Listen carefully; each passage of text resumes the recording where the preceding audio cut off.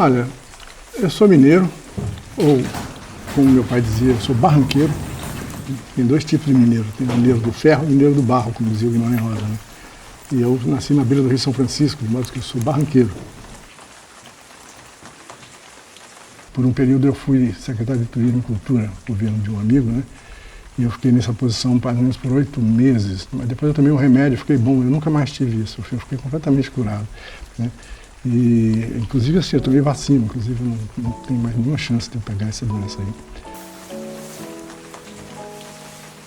Não, tem uma coisa muito bacana, que um trabalho que o Marcos Ribas fez e que foi muito inspirador para a gente, tanto no projeto urbano quanto na própria Flip, que é um trabalho que chama o modo de fazer. Isso foi um trabalho que a gente fez logo que a gente chegou aqui, né? Nós mudamos para Paraty em 81, né? Que é, como diz aqui o título, estudo sobre alguns processos de confecção artesanal na cidade de Paraty, onde a gente registrou com os artesãos locais, né, a maneira como eles faziam as suas artes, né? Então tinha canoa, tinha vela, tinha tipiti, tinha o próprio pessoal que até hoje ainda faz barquinhos, aqueles barquinhos que você vê aí nas lojas e tudo, né? E a gente registrou isso, né? A gente registrou isso, gravou com fita cassete naquela época, né? E aí fez esse livro, que é uma compilação comentada, né? Com eles mesmos contando como eles fazem essas coisas, né? E foi uma maneira da gente mergulhar um pouco no lado mais profundo da cidade, de viajar, ir nos lugares, conhecer as pessoas e saber, né?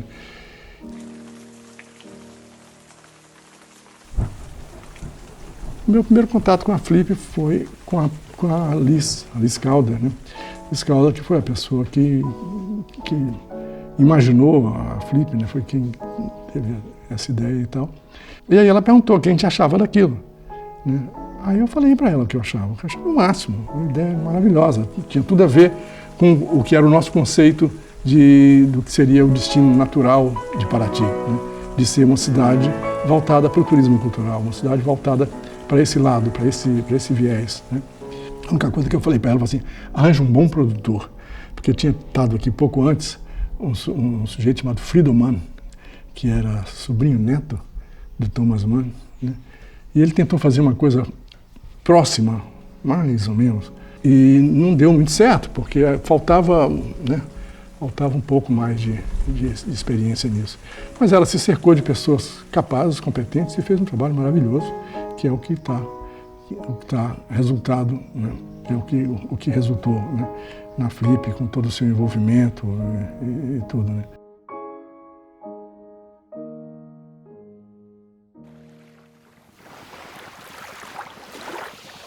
Ministério do Turismo e Associação Casa Azul apresentam 18ª Flip, Festa Literária Internacional de Paraty. O projeto se beneficia da Lei Federal de Incentivo à Cultura, Vale Mais Cultura e conta com o patrocínio oficial do Itaú. Tem o apoio da Prefeitura de Paraty, Pinheiro Neto Advogados e UOL. Realização: Associação Casa Azul, Secretaria Especial de Cultura, Ministério do Turismo, Pátria Amada Brasil, Governo Federal.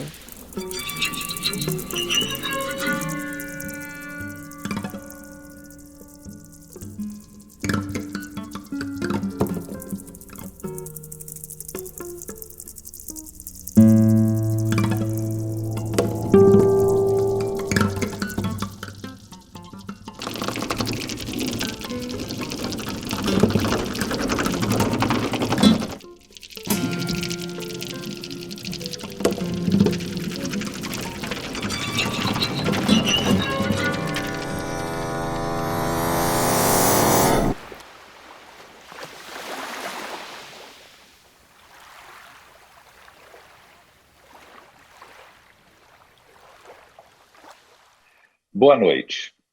A maior beleza da palavra é a sua qualidade viva. Ela nunca está parada. Ela está sempre ganhando novas conotações, significados. Neste ano, talvez o ano mais difícil das nossas vidas, palavras como separação e distância poderiam ter virado marcos definidores da Flip. Afinal, a pandemia de Covid-19 estabeleceu a impossibilidade da festa acontecer no seu palco principal, a Praça Pública de Paraty. Felizmente, a palavra é viva, percorre caminhos próprios, até que de repente surge diante de nós e já não pode mais ser contornada. Foi assim que a Flip se deparou com a palavra travessia. Como disse Caetano Veloso a Paul B. Preciado, em mesa que será exibida no sábado, 5 de dezembro, a palavra travessia, do título do livro de Paul, remete à passagem, transição, mas também a cruzamento, encruzilhada. Este ano, para a Flip, travessia passou a significar exatamente isso, estar na passagem entre uma coisa e outra. Não por indecisão, mas pela percepção de que nesse momento a maior força vem da fragilidade de se estar entre um ponto e outro. Estamos entre nossas casas e Paraty, entre o local e a fragilidade do planeta, entre a oralidade e a palavra escrita. Para a poeta Luz Ribeiro, que divide a última mesa dessa Flip virtual com Natália Leal, escritora, slammer e moradora de Paraty. No domingo, 6 de dezembro, o slam, competição de poesia falada, é a ágora do agora. É a nova geração estabelecendo a relação entre literatura e espaço público, já que o slam acontece quase sempre em praças, ruas, mas também em rodoviárias, onde acontece o slam de quinta de Paraty e onde também acontece essa última mesa do domingo. E a Flip, por sua vez, deseja estar nessa travessia, entre dois pontos, a arte e o território. Por isso, ao final dessa 18ª Festa Literária Internacional de Paraty, desejamos que você, mais do que nos encontrar do outro lado, permaneça na transição conosco, entre aqui e ali, na encruzilhada, na travessia.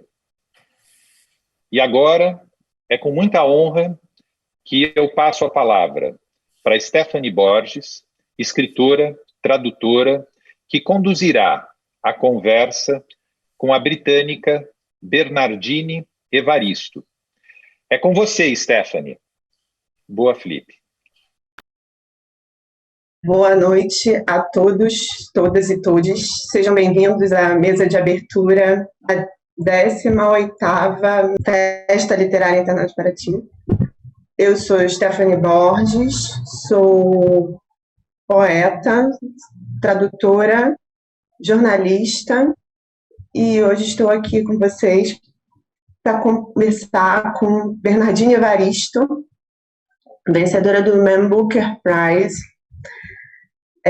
Bernardine Evaristo é autora de livros de ficção, ficção em versos, ensaios, poemas, teatro e crítica literária. É professora de escrita criativa na Universidade de Brunel, em Londres, e vice-presidente da Royal Society of Literature.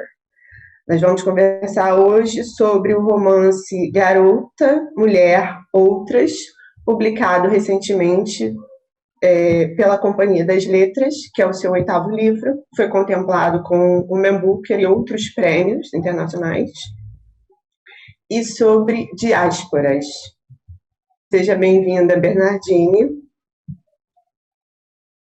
Hello, hi, good to be here. Hello, everybody in Brazil. I'm sorry I can't be there in person, but maybe next year or the year after.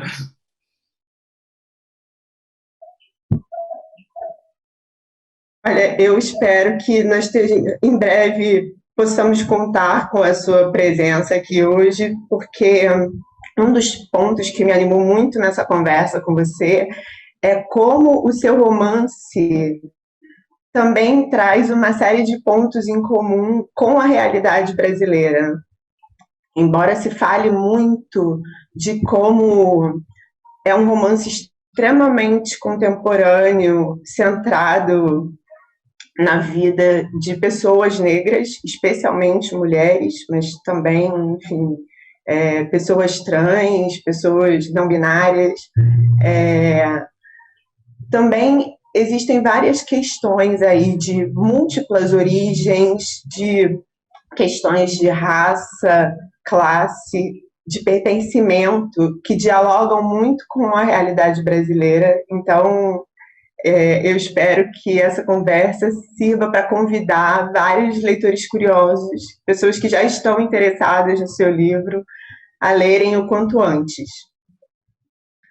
Eu queria começar perguntando um pouco como é que você chegou na forma do romance.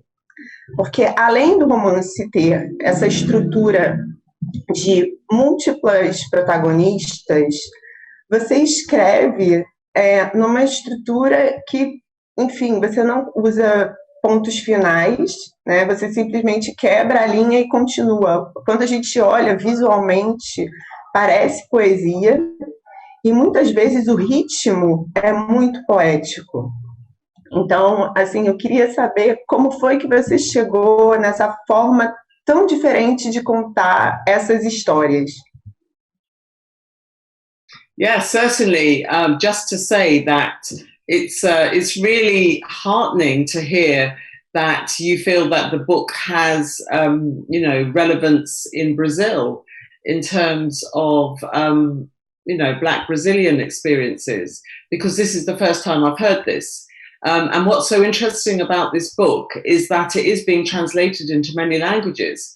And so it is reaching Black people in a lot of countries who wouldn't necessarily read it in English. And often they are saying to me that they relate to it. So this is a really wonderful thing. I love the fact, because when I wrote this book, I wasn't thinking of a global audience, but I love the fact that it will hopefully have some impact among Black Brazilian women in particular. That's really exciting to me. So the form of the novel I call a fusion fiction. And by that, I mean that it's an experimental novel. And in terms of form, I feel it's a radical novel in terms of content. And there aren't many full stops in the novel. And as you say, the language on the page almost looks like poetry, but it's not quite poetry. And I found it a very liberating form to write, because when you remove the full stops, there was a free-flowing experience when I was writing the book. And I feel that the book would have been very different if I had written traditional sentences and traditional paragraphs. It wouldn't have given me the freedom to do all the things I do with the novel in terms of the characters and how much you know about their lives and the way in which I convey the experiences of their lives. So it's an experimental form. It disrupts the orthodox punctuation and grammar. And in doing that, it kind of, in a sense, liberates the story. And then the fusion fiction is also the fact that each woman has her own section, her own chapter, but their stories are all fused together. And so that in a very basic way, this is how I see the form working.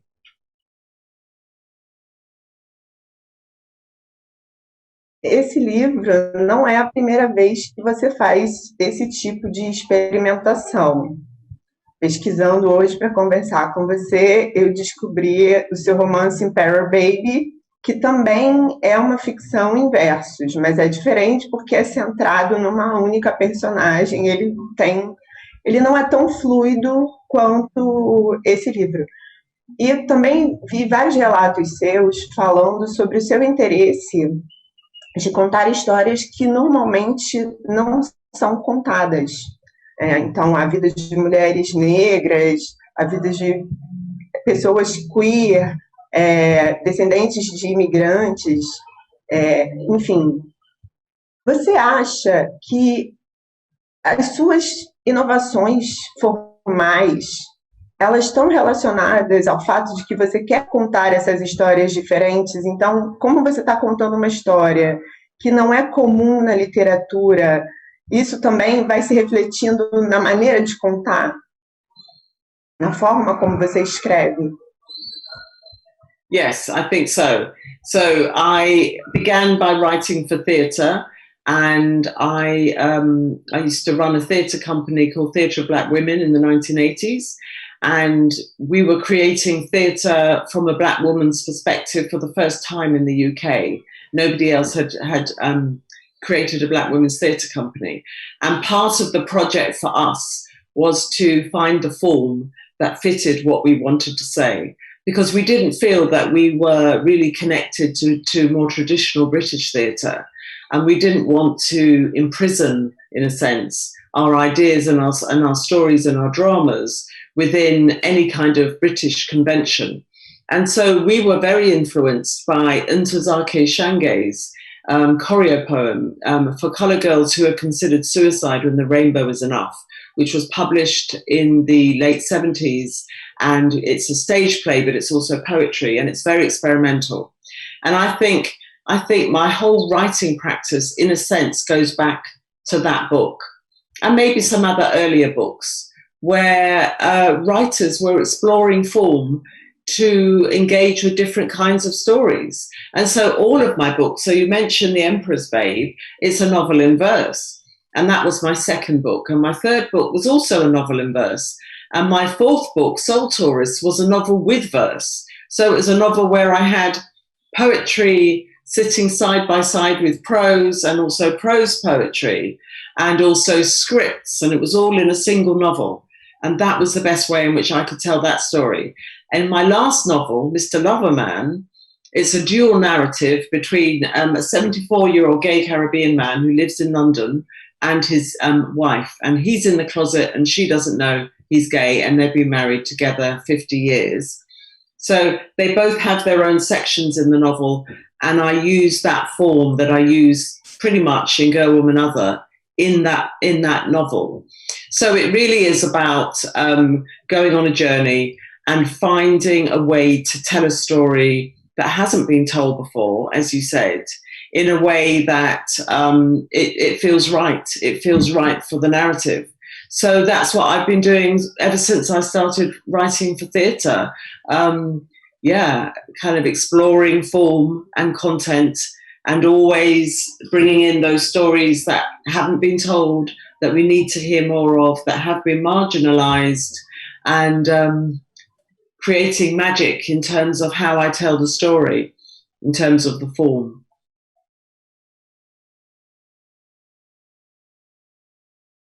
Eu comecei falando da forma porque, assim, me chamou muita atenção quando eu comecei a ler o seu livro, porque eu não queria parar.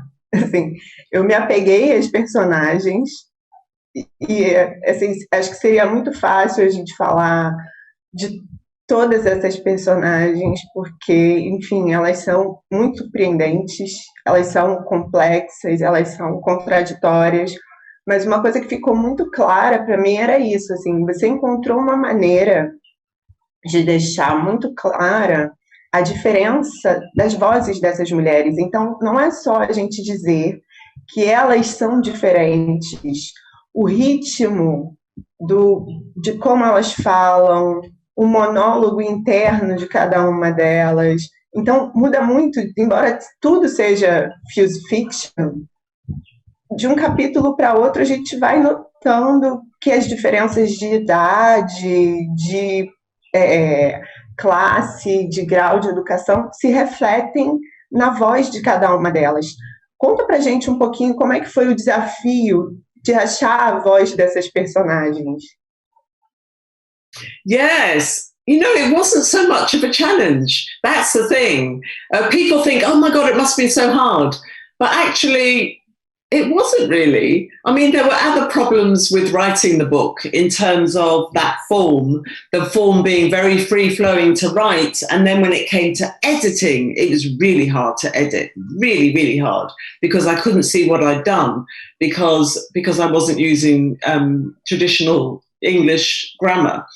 But in terms of those characters, I would say that nearly all of them emerged fully formed.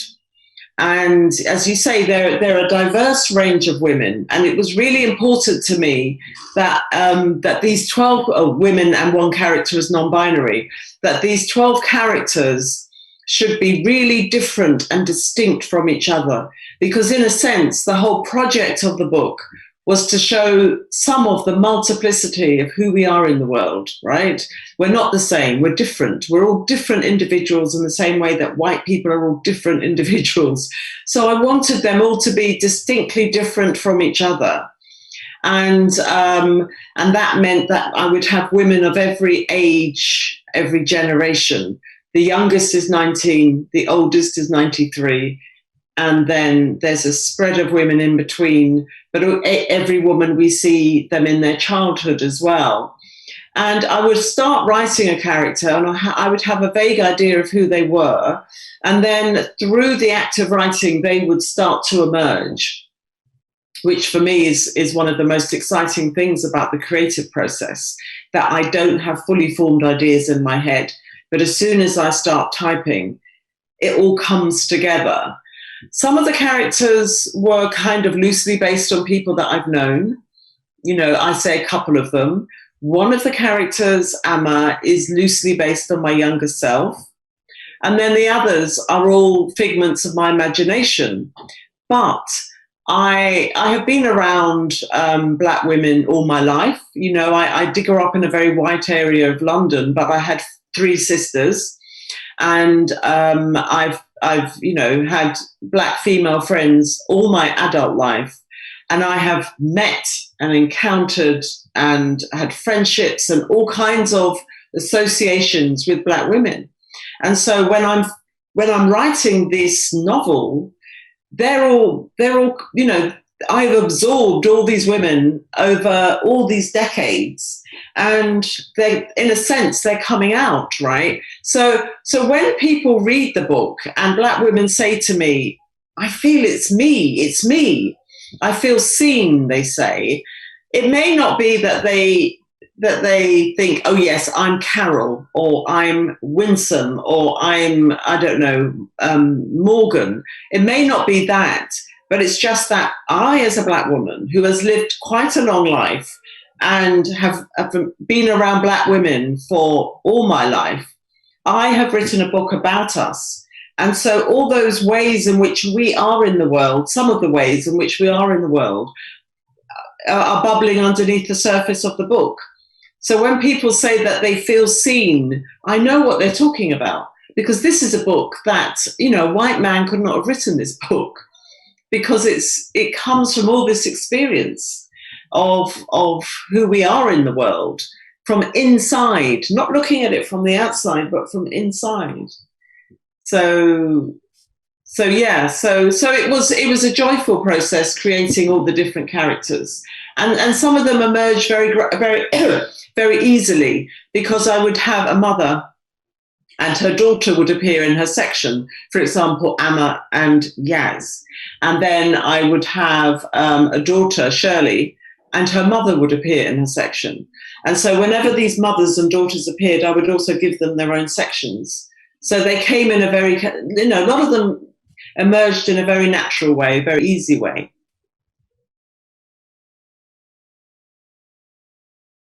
Essa questão das relações entre as mulheres também é uma coisa muito especial no livro, porque, assim, além de você tratar da subjetividade das mulheres negras, das nossas contradições, com muita sutileza, você também mostra várias relações de mãe e filha que são totalmente diferentes. Você tem desde mães e filhas que são muito amigas, as que não são próximas, as que foram se afastando ao longo da vida, mas depois se reconectam. Quando você começou a escrever o livro, você achou que essas relações familiares seriam tão importantes na construção do romance? Ou isso foi orgânico também? No. Yeah, it was very organic. I had no intention. And I would say also that towards the end of the novel, it was then that I realized that I had all these mother-daughter relationships, because I was so stuck in the novel and I was writing it from the inside out in a way. And it was only towards the end that I thought, hang on, there are all these mother-daughters. And it just happened in a very natural way. And I think, but to me, it makes sense that that would be the case. Because with a novel like this, where you're going back to your characters' childhoods, you know, because I go back and every character, you see them as a child to a greater or lesser extent. And then you see them on their journey to whatever age they are in the novel. Family are going to be part of that. You know, their guardians, their parents, whatever, are going to be part of their story. And so I think that's probably partly how that emerged.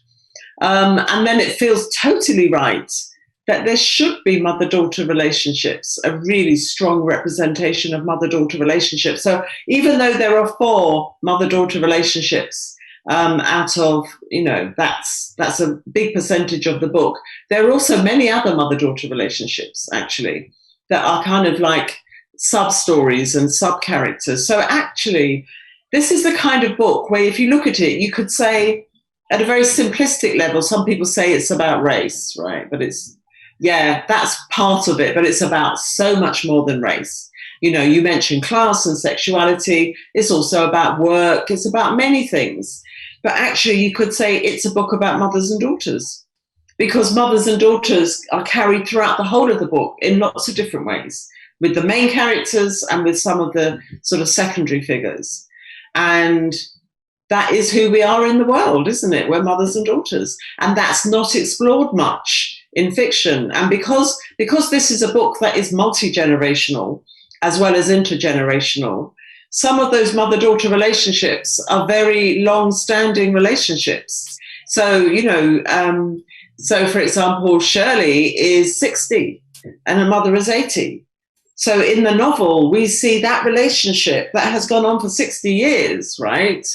And the other interesting thing is that I'm not a mother. I'm not a mother. It's my choice. And somebody who's a friend of mine, who's a writer, said to me, she said, I really learned a lot about motherhood, right? And she's a mother. And I was laughing because I'm like, I'm teaching you about motherhood. You're a mother and I'm not. Right? So that was very interesting. But I have been around, obviously, lots of mothers. And I've been around lots of children in my life. And as a writer, you just soak it all up. You soak it all up and then use your imagination to do something with it.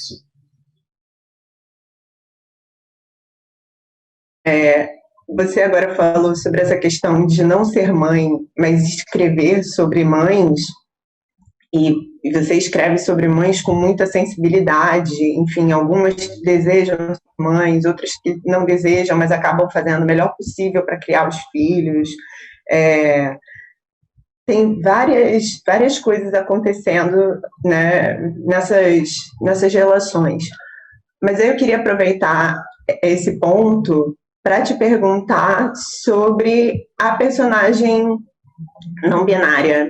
Porque, assim, muitas vezes as pessoas entram no essencialismo, e aí o que eu estou querendo dizer, assim, é óbvio que a gente precisa cada vez mais de autores trans publicados, contando suas próprias histórias, para que nós cis possamos aprender, mas, assim, queria que você contasse um pouco sobre como foi escrever sobre essa pessoa não binária, porque é feito com muito cuidado, é feito com muita sensibilidade. A tradução do romance no português teve também todo um cuidado de ir adaptando a linguagem conforme Megan vai se tornando Morgan e transiciona, a linguagem muda. Isso foi um cuidado editorial que eu achei muito importante, porque o gênero em português, como ele é muito binário, então eu imagino que tenha sido um desafio para a tradutora, para a editora, e ficou muito bem resolvido. Então, assim, eu queria falar sobre como você acha que a gente pode assumir uma responsabilidade de abrir esses espaços para essas conversas de uma maneira sensível. Como é que você acha que a ficção pode ajudar? Yes. Well, I'm asked about this a little bit, and I'm asked about cultural appropriation and the whole thing about who's allowed to tell whose story. And I think it's really complicated. But I think, as my personal opinion is that I feel that I have total freedom to write any kind of story, from any kind of perspective. And I think that's what it means to be an artist, right? To have complete freedom. But with freedom, we know comes responsibility, right? But at the same time, I feel that as a writer, so you said that you felt that I had approached the character of Morgan very sensitively. And I think that's true. That is what I wanted to do. But at the same time, I'm very bloody minded in that I was going to create the character as I wanted to create them. So yes, I was sensitive, but I didn't show it. And I have non-binary friends. I didn't show it to them and say, is this all right? Am I allowed to do this? Because I didn't want anybody to censor the way I wanted to tell the story. And I'm very lucky in a way, I think, because nobody has criticized me yet, right, about the presentation of Morgan in the novel. And that's a bit of a relief, because I was worried that people might tell me I've got it wrong as such. But I think when you're creating fictional characters, that, there is no right or wrong, really. There are facts, there are some facts that you need to get right, especially when you're crossing and writing across cultures. But right and wrong are not the kind of binaries that I would necessarily use for when we do that, for when I write a trans character or a white writer creates a black protagonist. I think that the really interesting conversation is about how we do that. How do we tell, in a sense, each other's stories? But then it's not just about telling the stories, it's also about the reception and the publishing of the work, and how that is curated and how that is received. And it's complicated because there's a writer called Catherine Stockett who wrote a book called The Help, and it was published in America about 10 years ago. And she had grown up in the 60s in a rich Southern family, and she had a maid in the family, a black African-American maid. And she decided to write a novel from the maid's perspective, right? So the maid who was working for her family, she wrote her story many years later, and got a lot of criticism for it. And I was very critical of the book as well, because I just felt it was exploitative, right? But at the same time, she did have the right to write that book if she wanted. But the other thing about that was that the publishing industry, she's a very attractive, blonde, thin woman. And the publishing industry really promoted her.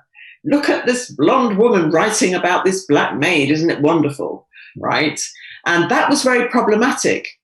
But essentially, I think the job of a writer is to inhabit characters who are not yourself. And it is to see multiple perspectives. I think ideally, not every writer does that, but it's to engage with our society, past, present, future, and to illuminate it in some way, and to create drama from it. And I think the trans issue is one that people need to embrace it as well. But you see, another complication might be if you have a load of cis writers writing trans stories, and trans writers can't get published. So sometimes I think I oversimplify the issue, because I say, yes, freedom, we need to have that creative freedom. But on the other hand, I also think, yeah, but there are so many complications around this issue. But I think literature is a wonderful vehicle for bridging differences, especially for fiction in particular, for providing insight into cultures and societies and psychologies, and for narrowing the gap between who we are and the people we think are not like us, because essentially, we all have a shared humanity. And if that's one thing, I think, hopefully people take away from Girl, Woman, Other, it is about a shared humanity. So there we go.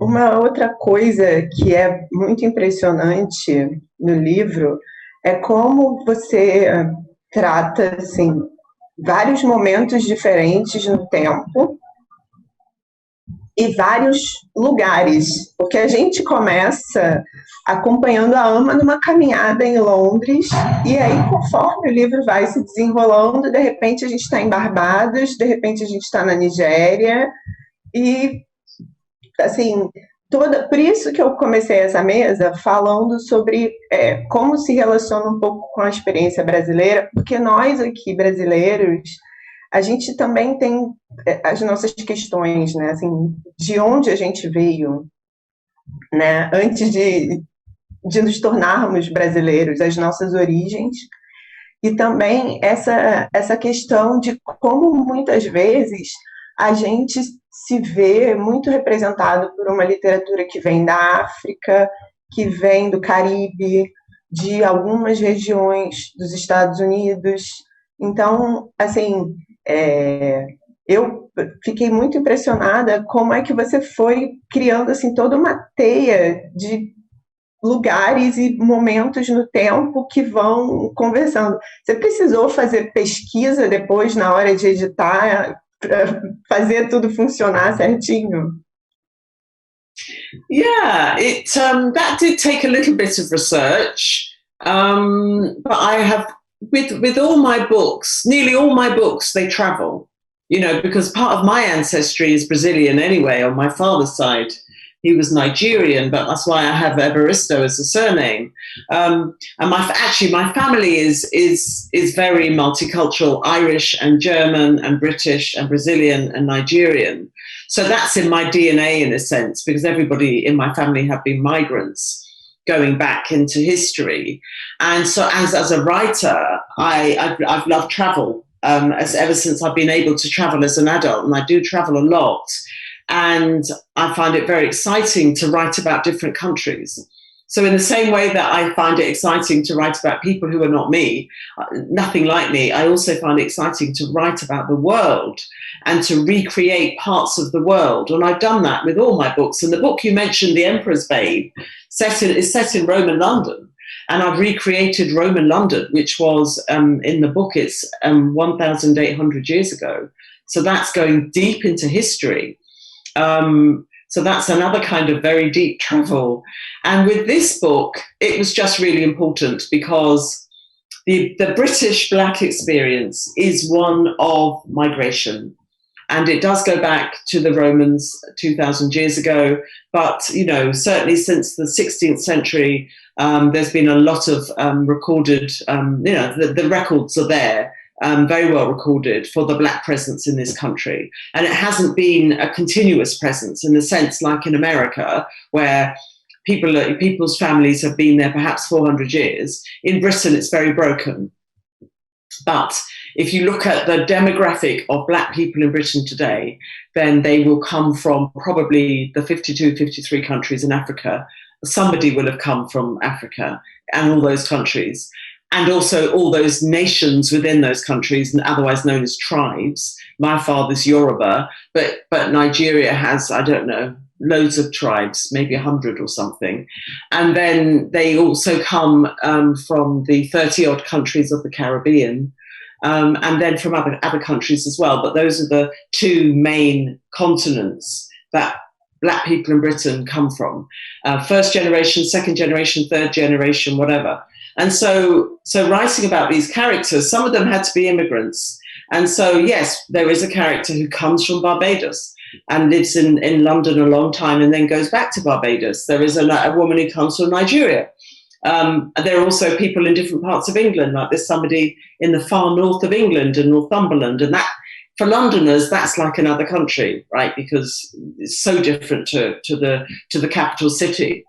And I absolutely love doing the research to try and bring those places alive, even if I haven't visited them. So I haven't been to Barbados, but I was able to do the research on the internet and also check with a friend of mine. So that is where I do check, who is from Barbados, that everything was right. Because I think when you're writing about a place, as opposed to characters, then you do have to get some of the facts totally right.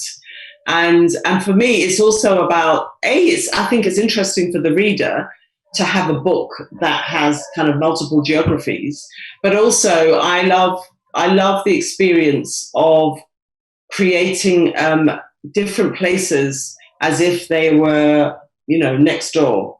So creating a really immersive experience as a writer for the reader, so that the reader feels that they are in these different locations that I'm describing.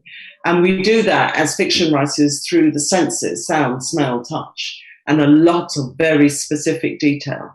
And one of the joys of writing for me is about description, describing people, but really describing place, so that the reader can be there and see it and feel it and touch it.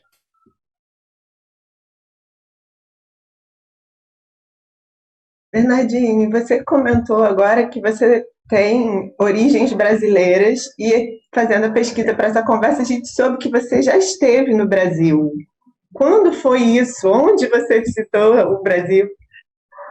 Yeah.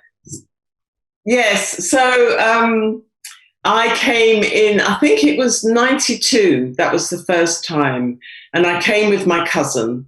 And my father's father had come over from Brazil.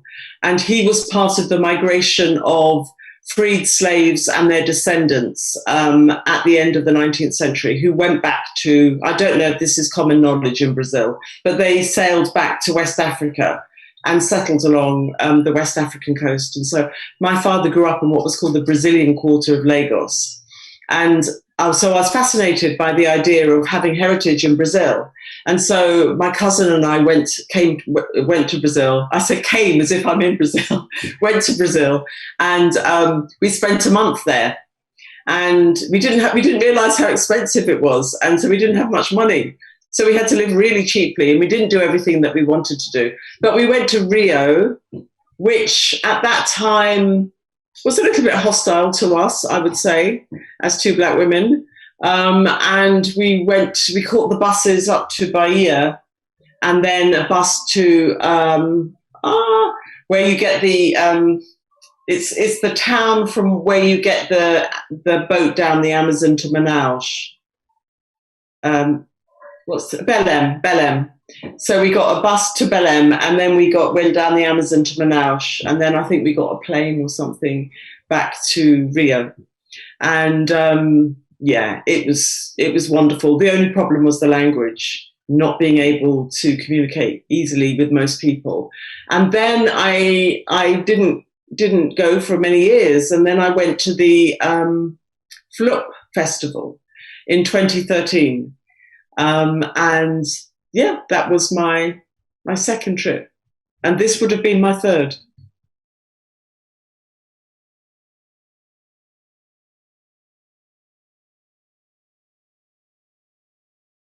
Eu espero que em breve você possa visitar o Brasil novamente.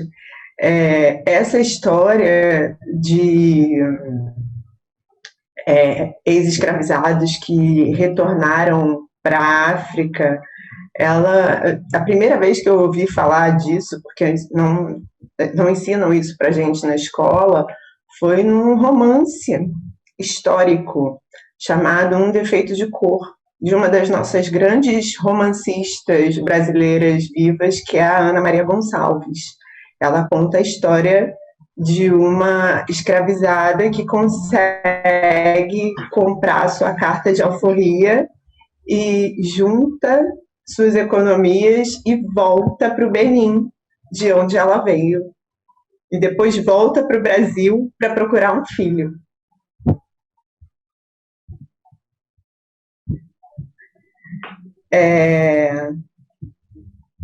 Enfim, uma coisa que eu queria perguntar agora, voltando para a questão da sexualidade, mas também queria falar dos romances e das relações afetivas no seu livro, porque a gente tem várias personagens em vários espectros da sexualidade. Algumas são lésbicas, algumas têm experiências bissexuais, mas não chegam nem a questionar a própria orientação.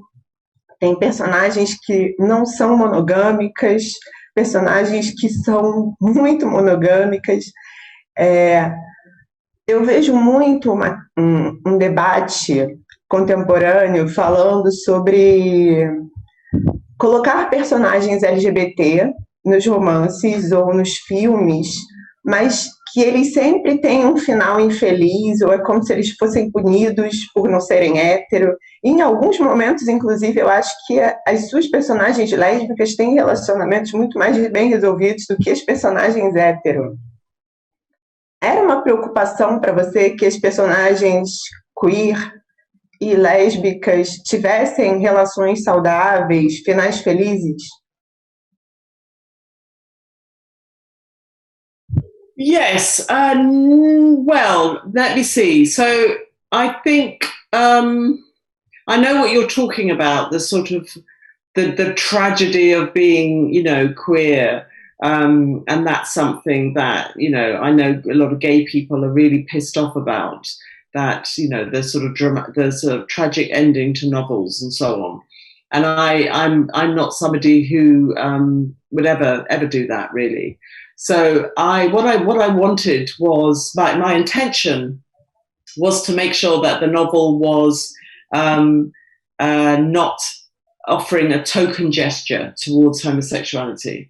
So I could have had one queer character in the novel, and people would have thought that that was okay. But no. I wanted to actually have homosexuality sewn throughout the novel in one way or another. And so I think about a quarter of the women are on the queer spectrum in different ways, as you mentioned. And that was really interesting to write, because I knew that we're not very visible in British fiction as Black women, and we're definitely not visible when the sexuality is not a straight sexuality. Black lesbians or Black women on the queer spectrum are not, there is no evidence for it in British fiction, almost none. And so I really wanted to make the point that, Black women have all kinds of different sexualities, the same as anybody else. And so that was my consideration. And I wanted there to be positive relationships, but actually there is a really toxic relationship as well. And that's the relationship between Dominique and Nzinga, which is, Dominique, Nzinga is, she exerts coercive control over Dominique, and it's an abusive relationship, and it's very difficult. And Dominique has to escape that relationship. And I was worried a little bit about that, because I thought, well, I'm creating these characters who are queer, and now I'm creating this really dysfunctional queer relationship. And is the queer community going to think, oh, look what you've done to us, But then I thought, it's true to life, people have all kinds of relationships, regardless of their sexuality. And there are all kinds of power dynamics at play in different relationships. And that applies to homosexual relationships. Homosexual relationships are not exempt from the toxicity of what can happen in straight relationships. I used to be queer, right, in my 20s, and I haven't been for 30 years. So I am talking from a slightly informed position, shall we say, because I was very much part of the queer community in my 20s. And so that slightly disturbed me. And I think as a writer anyway, always in the back of my mind, because I'm a political person, I'm inside my characters, I'm writing their stories, but I'm pulling at many strands in order to create these characters. And in the back of my mind, I'm always weighing up what am I saying? What am I saying about these characters? How can this be interpreted? How can this be misconstrued? And I think it's a constant thing, and it's happening so much, I'm not even aware of it, in a sense. So positive and happy, that would be too simplistic for all those characters. But there is an element of it, definitely. And also, because it's a novel about Black British women, mainly, I wanted each woman to, in a sense, be triumphant. Not in a cliched way where they're all powerful. Oh yeah, they're all powerful Black women, they can handle anything. But just in their daily lives, even though some of them have do go through traumas, even though some of them struggle more than others. I wanted them to somehow have some level of victory in their lives and not to be victims, because I'm not interested in writing us as victims. That doesn't serve a purpose at all. So these are some of the thoughts that are going on in my mind when I'm writing.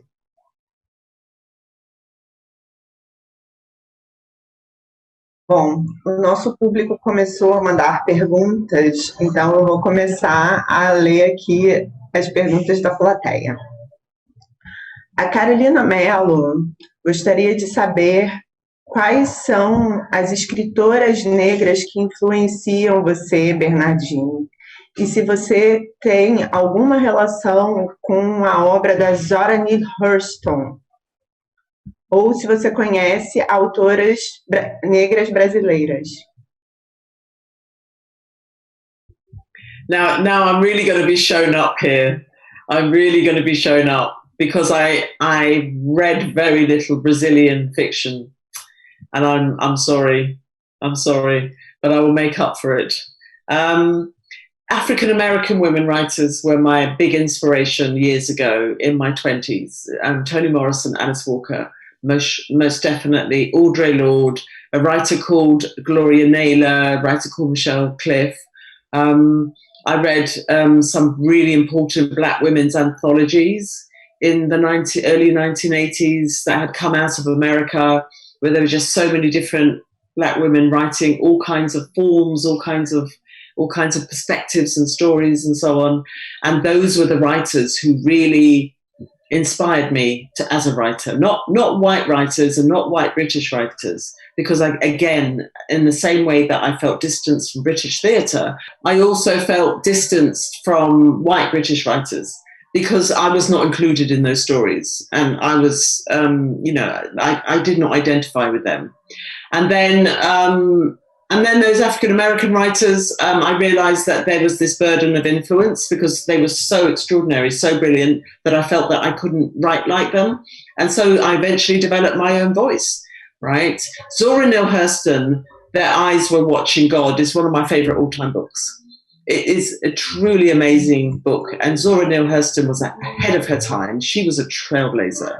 I think she died in about 1960, and I think she died, at the end of her life in a bad way. But she was, a formidable woman, writer, anthropologist, traveller, character. And I didn't discover her in my early 20s. I probably discovered her a bit later. But yes, for sure, and Their Eyes Were Watching God is a classic. It's a classic of any kind of literature. O romance da Zora Neale Hurston, Seus Olhos Viam Deus, foi publicado aqui no Brasil. Infelizmente está esgotado. Espero que essa conversa estimule as editoras a trazer a obra dela de volta. Mas você estava falando, Bernardine, sobre ler pouca ficção brasileira. A gente ainda encontra muita dificuldade em traduzir as nossas obras, né, para o inglês.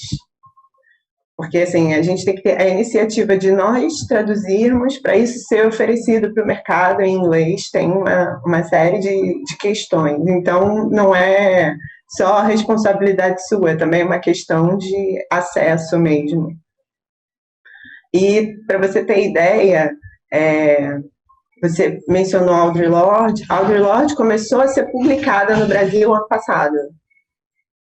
Sabe? Assim, a gente ainda tem um delay na recepção de algumas feministas, porque durante muito tempo não se tinha percepção de que o público brasileiro tinha interesse em ler feministas lésbicas negras.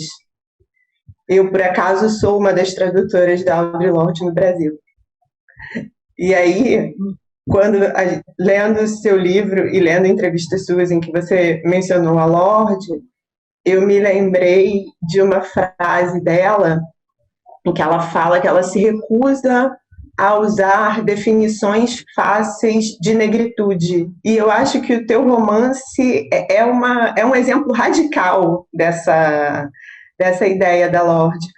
E aí estou colocando isso aqui para trazer uma outra pergunta da plateia, da Bárbara Porto, que ela fala: cada personagem é complexa, todas elas, de alguma forma, são sobreviventes e possuem alguma sabedoria, mas isso não torna nenhuma delas um modelo de comportamento.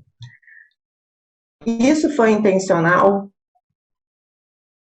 Yes, definitely. Because they're only human, right? They're only human. We're all only human. So we are all complex, and we all have flaws, and we all have patterns of behavior that are, not always showing us in our best interest. And I think one of the things I wanted to do was to show the humanity of the women, the characters. And one of the ways to do that is to show their flaws and their weaknesses. And I would say that the novel does have, it's quite humorous in places. And some of that humor comes from the way in which the characters see themselves. So often they do have quite a noble image of themselves in the world, but other people around them will see them differently. And in fact, the complexity of the characters is partly because you'll get, Amma, and we'll get Amma's view of herself, and she's quite, she's quite, well, I can't think of what the word is, but she presents herself as a politically correct kind of, good person. And then you'll get her daughter's view on Amma. And that's funny because her daughter is completely undermining her mother. And then you'll get Dominique's view on Amma. You'll get Shirley's view on Amma. You will get, Megan, when Megan goes to the theatre show, their view on Amma. And who else? You'll get so many different responses to almost every character. And so at the end of it, you do see a fully formed person, but you don't see a perfect person. And nor should you. And I think it's their imperfection that makes them very real for the reader, because we are imperfect. And even when they don't think they're imperfect, we'll know from the other people around them that they are. But the humor is quite gentle. And I think there is a lot of humor in how people see themselves and present themselves, and how other people see them, and the disjunction between the two. E esse efeito não é só com a Amma, isso acontece muito com a Shirley também, né? Que ela é professora das meninas, ela é amiga da Amma, e isso vai também se montando ao final do romance, e de repente a gente tem várias visões diferentes que são muito diferentes da visão que ela tem dela mesma. Eu acho que a Shirley tem um contraste ainda muito maior do que da Amma. Tem aqui mais uma pergunta e a gente vai começar a encerrar a nossa mesa. O João Miguel gostaria de saber se você ainda continua fazendo teatro e que você falasse um pouquinho da sua experiência com teatro. Yes, no, I don't do theatre anymore. I did write a monologue for a theatre company called the Old Vic Theatre this summer.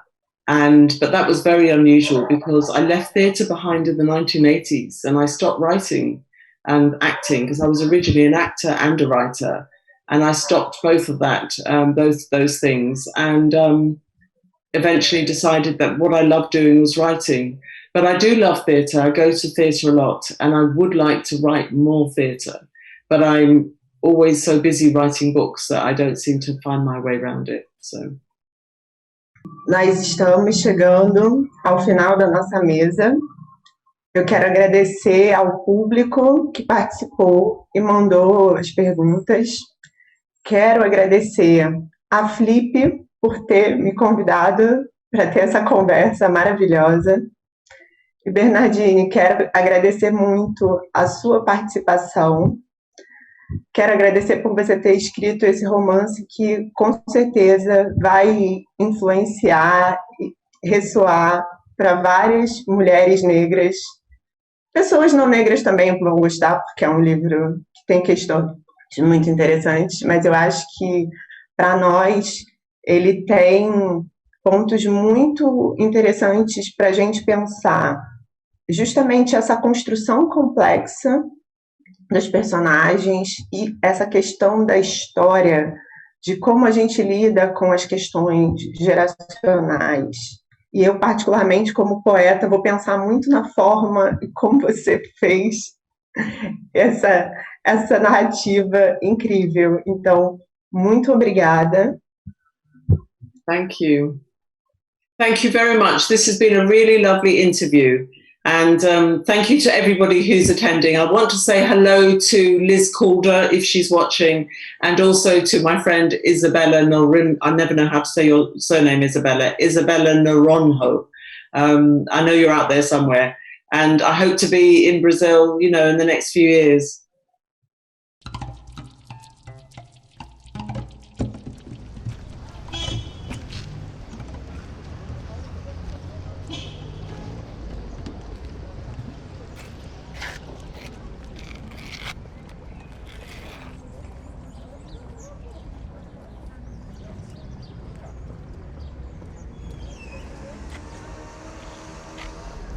Ama está andando pelo passeio do canal que divide a cidade.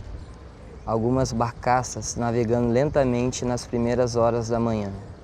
À esquerda está a passarela de inspiração náutica com tábuas estilo convés e torres tipo mastros. À direita está a curva do rio que se volta para o leste depois da ponte Waterloo, em direção ao dono de Catedral St. Paul. Ela sente o sol começar a se erguer. No ar, ainda uma brisa antes de a cidade ficar entupida de calor e fumaça. Uma violonista toca alguma coisa devidamente inspiradora mais adiante no passeio. A peça de Ama, a última amazona do reino de Daomé, estreia no Teatro Nacional essa noite.